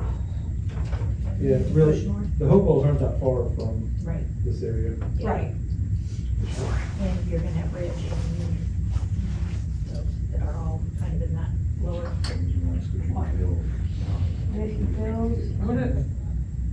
And if you build up here, you're talking east side, right? Okay, yeah. I'm trying to think it- Which side of, Lesorto, Western? Right, Yeah. I mean, I'm just trying to think of that balance of like, how many schools you have on each side of. Well, Maybe they- it doesn't, maybe it's no longer Lawrenceville, Westchester. Maybe Right. There's Right, a there's more a new, north-south there's a new, road. right. Like, it's not a road, it's a north-south. Right. Well, you could have, I mean, if you decide that the Adina Shawnee kids can go to the new Hopewell site, that's an East Peter school, so that those kids now become East kids. And then Right, that's what I'm saying, that's where you have to look at that line down that part of it. Because Adina and Shawnee are west side. Yeah. That's a kind of redistricting world, it's ugly, but Yeah, it's kind of funny that Adina and Shawnee are west, but it's almost like the district's actually naturally divided north and south. Yes, it actually is, but there's a reason for But yes. the east and west name. Yes. Leave the name the same. A reason Leave the name nonetheless. the same, Well, just that's change that line. Once we get, because the information we're gonna get back from the blog, we'll have it plotted by our planning block, so we can actually Okay, look that'll at, help. look at the blocks, how many kids live here. Mhm. That'll And help, and look right. at that when we start mapping out the potential boundary changes. I don't think there'll be massive, but there will be some tweaks. Yeah, there'll have to be some tweaks. And to get the master facility plan accepted by the OFCC, we don't have to have that that detail of where the new buildings are going. It's just that we're good at having them. Well, I think the 4 new ones, you probably need to know where they're going, For the plan, don't you think? Or it is, I don't think I they, don't know, Chris, maybe not. I don't think that they require it because we've had projects where part of the architectural services is to help them finalize site selection. okay. Now, if you may want to have it figured out because it could affect how much bond money you need to raise, Right. depending, so, And but, Community's gonna wanna know. Well, the community's well, gonna I'm not know. saying we don't tell anybody, I'm just saying, and for as far as the process, Right. to get the plan submitted, and yeah. yeah, We're gonna go to OFCC, school, but we're not telling you where it is. well, that is one strategy. What would they look like? Oh, That's, God, we can't do that. yeah, I mean, We it's, can't do that. it's risky. Tell me what? Two. I don't think OFCC is gonna change the amount of money they give you based on Where where you put the site, so, Okay. if you, yeah, I mean, if you have a crummy site that costs you extra money to develop, it's on you, Right, so. okay. All right, so anyway, I think the new enrollment projections that come in are really, we really need those to really pinpoint where these two elementaries need to go. But this is at least a start for you to start thinking about it. And really, these are the last things I have for today. And these are really kind of for your use also, to start helping you think about moves and like when the grade configuration changes and some sequencing of your construction. So let me just try to go through this simply. I've got 2 of them to show. This one, both of them have the high schools being done first, okay? The additions at East and West High School, and I'm showing them, these are school years across the top, so we're showing construction is the red, so we're showing the additions onto those, and that's gonna cover 2 years. That's, that's part design and everything, but basically you've got 2 years to get those accomplished. So then what we're showing here is this is saying the East freshman is vacant during its addition, okay? And Plains would be occupied during its additions. Okay, so I'm gonna show you 2 different scenarios. And here's how it works out in our minds. There's probably 100 different ways to look at it, but what we're showing here is we do the additions on the high school, okay? And then those high schools then would be done for the 28-29 school year. So right away then, the 9th graders from East Freshman would move into the new high schools, the Dunn High Schools. And also then the West Freshman folks would also move into Lakota West High School. Okay, so you got those guys going in there. So what could happen then is you could go ahead and close down West Freshman because it's probably your worst building in the district. You could just absolutely close it. And leave it abandoned and everybody else basically stays where they're at. And the guys at Plains, we could actually start that construction a year before the work at East Freshman. Because the way this is shown is the students would be in that building anyway, okay? So construction would basically be done around them. So you can basically start that building at any time because there's gonna be students there. Whereas, East Freshman, I'm getting confused. Yeah, each freshman has to make the move before they can do it, because they would be then unoccupied if all these additions were being put on, if that makes sense to you. So Plains students don't have to move out of Plains. Plain students will not move out of Plains, Concession during construction. So that but first they have to suffer arrow, through construction. He's on the second sheet of the two. Oh, sorry. Students with that confusion. that's, thank you, I'm sorry. good point. No, that's, yeah, it took me a minute there. And it wouldn't be a big deal to decommission West Freshman, but keep Creekside operational. Correct. Yeah. Yeah, that yes, you seems would- weird you to would me do that we're closing West Freshman 4 years before Creekside. I agree. Because from a maintenance standpoint, I agree. does that save you much? Because Potato, isn't it the potato. same boiler and? Is that why the high schools were first, just because of maintenance? Has there ever been a thought of like the elementary's going first and the high school's going later? I think originally the high schools went first because it was the least amount of work to be done. Well, I think it was also, Yeah. originally, And when we high school. decided the high schools, it was because we were going to build 2 new high Correct, schools. correct. And 100% of the people would benefit from them. So we thought that that would be, you should do what is going to touch the most kids. Every child would be touched. But now that we've gone away from brand new high schools, I think that there is an argument to be made, especially when you look at where we're crowded. Or That's can what you I'm- do it can you do some of that simultaneously? That's what Can I you was do gonna the say from. elementary simultaneous, like move some of those up, so I think while you're the- doing the high school additions, you're also doing some elementary construction. The elementary parents' voice is pretty loud about, Right, like, the waiting. Or could you do high school and junior high at the same time? right, because that moves And 6 then, out and that then that helps with moves the. elementary up. Then you get those 6th graders out of there, which will help a lot in, I'll give you some space. and give you some space while you do that. You can't do the construction on these freshmen while kids are there. I mean, on this plan, the soonest we have a new elementary built for kids to be in it, am I reading this correctly? Is the 32-33 school year? 30, I see 31. 31. I see one at 32, 30, When it's red, they're under construction, Green. correct? Yeah, where it's Yes. under. Red So, line yeah. construction. So they move in at 32, 32, yes, is the 33. first. So we're 8 years out from moving kids out of places like Athena and Creekside? Yeah, we can't.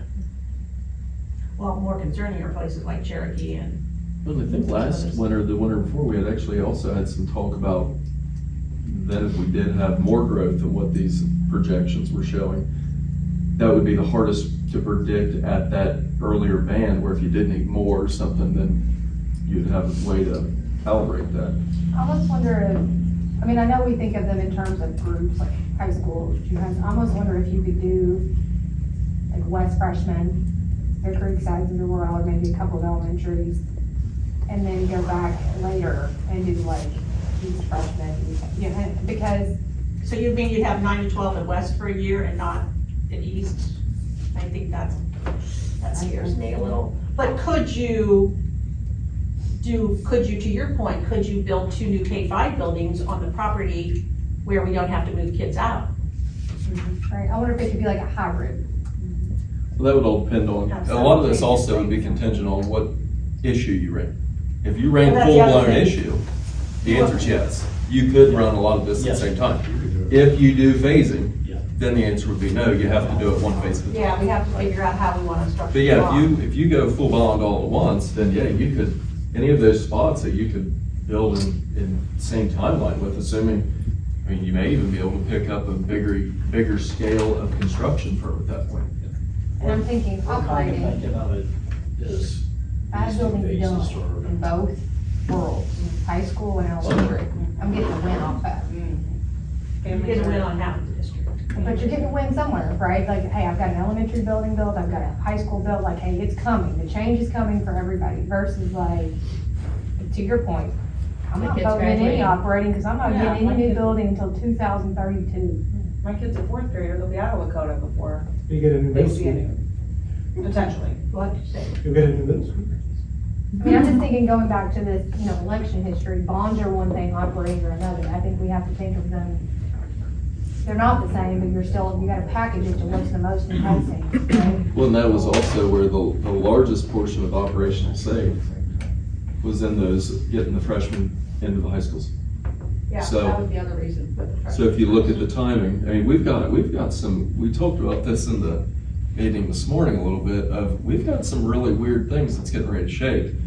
With timing of reappraisals and updates and floors and facility plans, you know, because what you, right, what you don't wanna do is ask the community for more than you need, but you don't wanna ask for less than you need. And there is definitely a few moving parts getting ready to happen in this, let's say, between fiscal 32 and fiscal 28.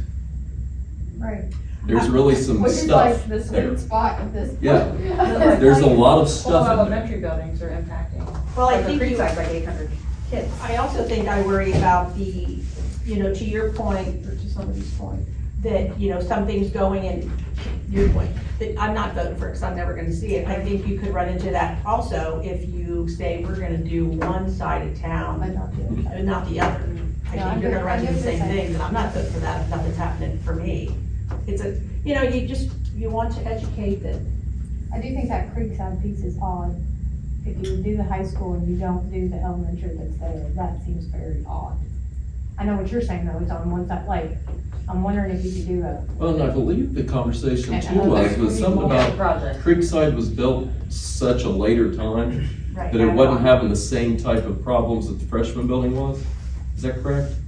That's correct. Yeah. That's what I thought. Yeah, West Freshman is, it's had like 10 additions on it. It's a completely different when you generation talk about how essentially. parents get into that building and everything, I mean, they're going through West It just Freshman. feels like one building How do you because decommission it when it's they're already there. using those hallways and those spaces for pickup and drop off, like? They use the parking lot. Yeah, they don't not the get- hallway. they don't They go, they go in the building. for They don't pickups. go in West Freshman, they're in the Creekside. Yes, they do for pickups. Because of weather. This year. They go in, you know how it has that hallway? Basically, Cafeteria. through the cafeteria, that's where the parents come in because of the weather and standing outside because of the line, they use that They come in and corridor. get the Park kids. in the and West do that. Freshman lot, come to the West Freshman office. No, They don't walk through. They go in the West back, Freshman you know where the into that gymnasium is on the hallway. backside? That is By the for gym, sure. by the Back in gym. there. That's new. where the- Yeah, they come it in. is. That's something we were not told. That's interesting. So they go, and that, Because you're of, right. because of the weather, where there was some, and well, and traffic, they were, the line was coming out. and- Right, I knew there was You that. have a car right next to it. Which they I don't like. think there's a perfect solution, sadly, unless somebody drops a big bucket of money in our backyard. Call Bill So we're Gates. waiting on it. Call Bill Gates. We're still looking for that big bag of money to go and gold. But you're right, I see your point of trying to, like, that doesn't, yeah. I think we have to figure out where the schools are gonna go first. Right, because then you gotta know how to. And then decide how we're gonna Right. do it. And to rewind several bullets back, depending on which timelines you want to go with, would probably also be a big driver in what type of bond you would want to go with. Well, that's another piece. We A have to full-on decide versus a how much phase. we're gonna ask for. I think if we go forward with a POF now, and I think with those 2 questions that he could drop in. Oh, that's a good idea. I don't know. That is a good idea to ask him what. Because I mean, I know that people like, and this is my idealism in me, you know, yes, my kids aren't gonna benefit, but your property value's gonna benefit from it. And somebody did it for your kid. It's why I always vote for Levy. Somebody did it for when my kids got through school, and I wanted Adam's kids to get through school and the same Before they graduate. better opportunities than my kids had, and they had great opportunities, so yeah, it's a double-edged sword. So I think a lot of the future decisions we need though are based on that enrollment study. Right. So that enrollment study at the best is coming mid-January, right, January 16th. Also, there's not gonna be big changes to any of the East Side elementary schools, really, except for Hopewell. So to say, Well, we're gonna do something on one side Woodland. and Woodland. But so to say to do something on one side but not the other, there's nothing really that's being done to a lot of the East Side elementaries. Well, you'll get a new one because of Woodland going away, just Woodland, well, yeah, And then Hopewell. and Hopewell, so 2 of them. But all of these up here are west side and all the rest are east side. So, I'm Those just saying parents from aren't a- gonna be, those parents aren't going to, they're gonna, all of this, the majority of parents on the east side are gonna be looking at changes at junior high and high school. Correct. Anyway, so, Which if we don't start till later, then they, I've tried to read the minds of the people in the community. I was thinking same time. Like if you were focusing on the east side junior highs and high schools, same time as you might focus on a couple of the west side elementaries. Then you're, Does that cost us more in the long run if you're doing, I mean, aren't the additions to both high schools going to be the same? Well, and so, one of the beautiful things about building something and then having a little time to live with it, is you also know what worked and what didn't work. Right. Like sometimes, I mean, the best laid plans, we've all built homes or done renovations, like, that's beautiful, and then they build it like, well, shoulda, coulda, woulda, right? There is a, I mean, you can't go back and completely redo designs, but you know, like, hey, we need to adjust that slightly or adapt that slightly. And I mean, I'm thinking about our elementary, I mean, if you got the plan, you can build that plan in a year, right? I mean, we did that with Van Gordon and, what's the other one? Union and, all those. Well, then we, the year we were building so much, Heritage and, or Cherokee and, Independence are the Yeah, same. had the same Right. model, yeah. So do we need a decision around this today, or this was just to kind of have us thinking about this, or what's the objective with this part of it for today? It's really to get you thinking about it, because as I started working through it, there's so many things. I mean, I started thinking about busing, when you make your grade configuration changes, you know, we're making moves, between buildings, I mean, there are so many decisions to be made. It Well, we have- really is a lot. The busing decision still Well- has to be made. Just trying to chunk it out to make it manageable. Like this, I don't feel like we can do this without the enrollment thing, right?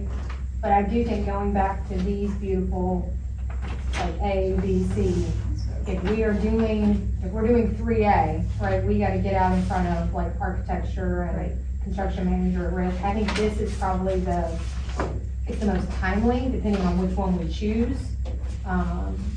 So I think this would probably be the priority, because also I don't think we can make busing decisions until you know where they are. I mean, I know we can make high school, but I That's think what I'm all of talking about, that is the high school goes busing into. decision, yeah. Yeah. so this decision is the one that needs to be made. I think this is Right. the decision that needs to be made, and then the busing and the enrollment, like, even though it's really high school busing, I do Right. think how busing will be impacted if you decommission down here versus up here.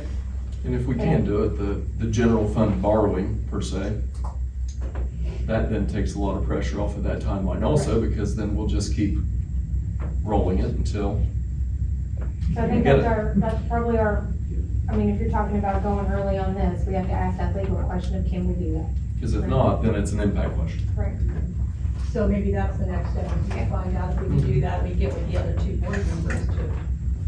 I mean, really, if we could walk out of here on that December meeting with this finalized. So that maybe means that you is start- crucial that Doug and Isaac try to be at that meeting. So Doug is slated to be at the next meeting, Doug and Christina are. Isaac, I emailed him about today and he couldn't, but maybe if I put it on his radar, like, hey, if you could be at the 18th, that would be super helpful. But you also have a board meeting. Could it be, I was Yeah, gonna we have a board say, meeting can on we the vote on 16th. it at the board meeting? Except that I feel like it's unfair to just hand this to Doug and Isaac and say, what do you think, without any explanation. But they've got a week and a half to. So maybe they come in and sit with all, I mean, they can have a quick rundown with Chris. with Chris, or Jim can come, Jim and Chris can tag team and give Isaac and Doug a rundown, and maybe we do make a decision then at that 16th. I mean, that will help us, that we'll talk about it on Friday at community engagement, but, yeah, that's slated to start a couple weeks away. I'm team 3A. So I'm I said I'm Let's just team make this- 3A. I'm team I like 3A. that That decision helps making. you. Actually, I am. That helps. Sorry, all three of us, I know I it was is 3A. Well, Swipe the we- quick we- decision. I was gonna say, there it is. We were just talking, if you, let's say we make a decision on that 18th, right, or the 16th, rather. And you got the, you got, you know, winter break and holidays and stuff like that, you gotta put out an RFP for this, so you're talking at least a month before these people would be in place, to do about mid-January. But I think we just heard the three of us are all inclined to do 3A.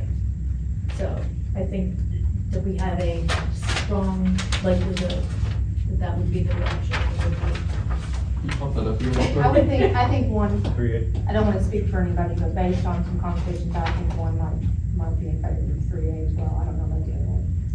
I So, think it's about that momentum, keeping the so do you momentum. want to have a decision before the board meeting?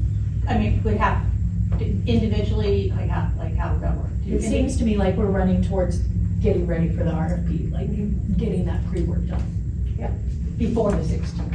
I- So maybe then it does become a meeting next week with Jim and Chris and you, whomever, and then Doug and Isaac together, Doug and Isaac separately.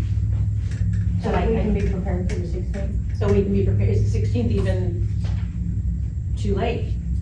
Does it have to be an official approval? Could it be I a, mean, if they meet next week and you get a good idea of how the other two would vote, you could have the whole RFP ready to rock and roll. Right. 16th. It's already done. Right, because it's a template, it's Yeah. a template, pretty much. We don't, I mean, does from this my require a perspective, vote? from my perspective, we don't need board approval to put it out. well, that's what I'm thinking, do we even need board approval? We just need board approval to accept it when it comes back, to hire and do it, so. But if we can do the advancing, then 3B See what we're working with. But I would think, work just as well, which gives more wiggle at the end.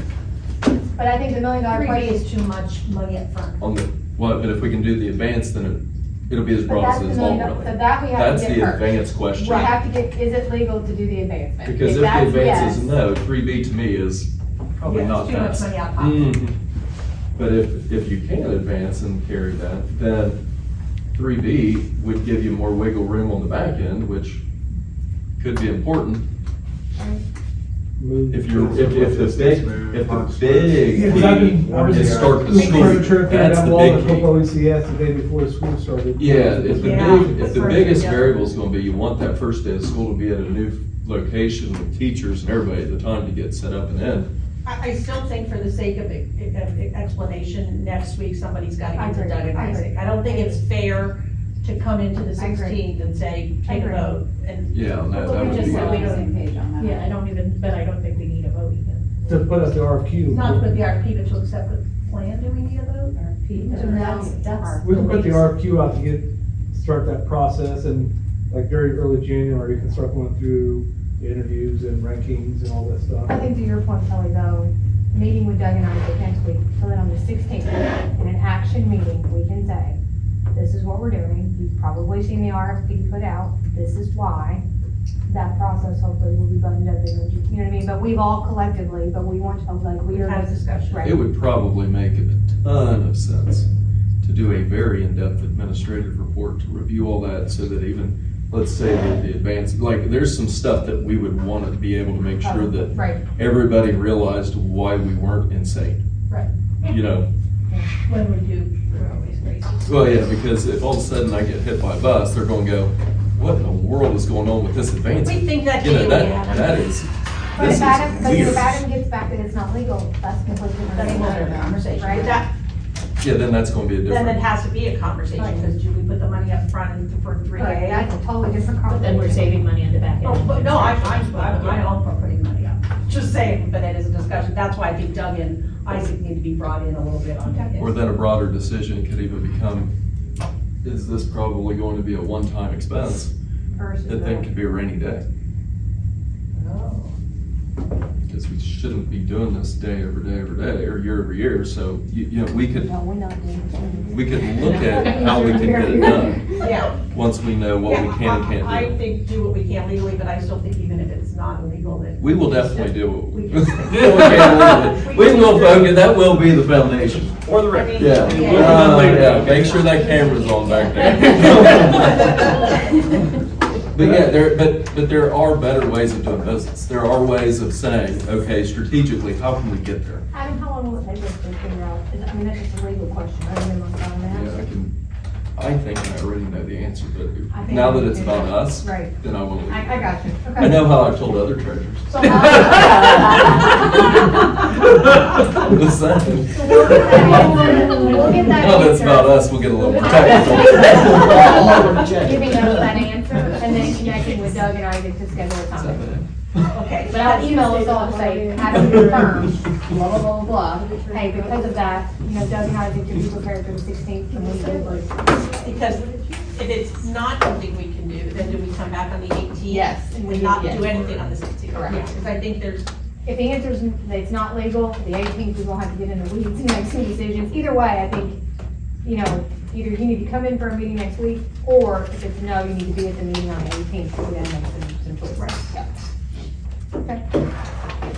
I think one other thing that Betsy mentioned about bringing some community or some survey type stuff in, it sounds like some of these huge questions about, is it the high schools first or is it the elementaries first, where people can support it?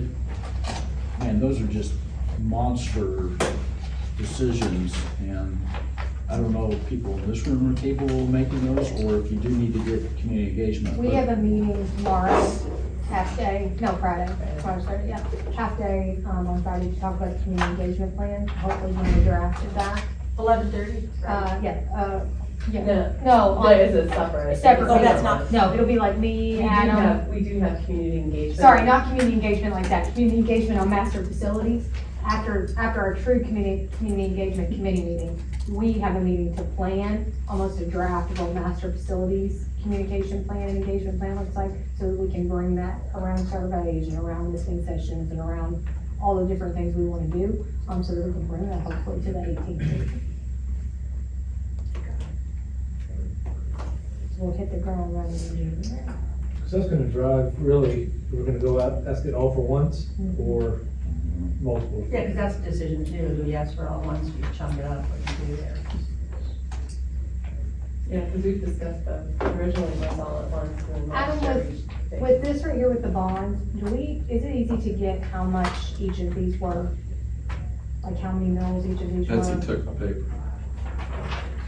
And maybe it's on there, You and I'm haven't missing forgotten it. them, I'm just saying when we talk about all, The issue amounts right there. where is Yeah, it's it? on there. But not how many. Like how many, like what does that equate to in mills? Oh, I could probably, 6.5 last time, wasn't it? If you could get that, just so when we talk about incremental or whole thing, like if we could do a comparison, I would think it'd be Yeah, I on there, can but I'm prob- not seeing it, it's millage on the operating, right? But it's but on not- the bond, it's not, because it would depend on how it's structured, it would depend on so many different, Because some was PI. because it's not, that's not going to be like, Apples to apples. I gotcha. it's how many mills to cover the 84 million, because it's financed over 37 years, so I don't know how they structured it at the Okay. time they did that. That's okay then, I got what you're saying, I'll look at whole amount. But I could I let know me the whole- check back with the municipal advisor that we use to see if they have that information. They may. Okay. So I got this from. All right, so we'll get that answer from legal, and then like I said, I will email the entire board to let them know the answer of that. And then in that email, I will say, based on this, we'll either all meet on the 18th, we can all be there, or Isaac and Doug, can we have an intermediate meeting before the 16th December board meeting? Okay? Okay. Thank you. Anything else, Jim, we need? I think this is our last scheduled meeting, right? No, we have the We have 18th. another one? The 18th. Okay, do people have an idea what they would like to see as a topic for next meeting? It's, well, I think we're gonna have to talk about, well, we won't have the enrollment data, so we're not gonna be able to do the sites. I really think it's busing. And I know there's another layer of busing with the sites, but I think we need to talk about high school budgeting, at least what we know, that we have to make some decisions around busing, because I think that's gonna tie into the engagement plan. I was gonna say, and we need to talk about the engagement. So And I probably think- less. and we're gonna, I think it really is gonna be a big decision if we do it at once. How much Right, we wanna the do, time. you know, we're gonna try to please a little bit of everybody, or we're gonna phase it out. Possible. Is the 18th then something that, like, no offense to you all, is that just an internal meeting? Do they need to be here? Seems to be helpful to at least. I don't know, I'm just, if we're just making decisions like on operating and busing, and we're not doing any structurally. I think it might be helpful, just because sometimes I think you can like throw in a nugget that we haven't thought of from your experience. Do we want them to prep anything? We'll talk, like all the stuff we talked through, we get it all prepped, so Okay. if something pops Yeah. up, Jim and Steve will look at it, prep it. So really, our next meeting will be, like you said, the phase out of the whole, the timing, the busing piece versus the engagement plan, and then hopefully we'll have the RFP piece, we'll know the direction for that. Okay? We need engagement. Yep. Okay. Make it easy then. Thank you. Yep, great. Motion to adjourn. So moved. Second? Ms. Schaefer? Yes. Ms. Casper? Yes. Ms. French? Yes. Ms. Fuller? Yes. Mr. Hatfield? Yes. Ms. Manning? Yes. Mr. Sarge? Yes. Mr. Roseman? Yes. Dr. Wiley? Yes. Mr. Zink, yes, at 2:50.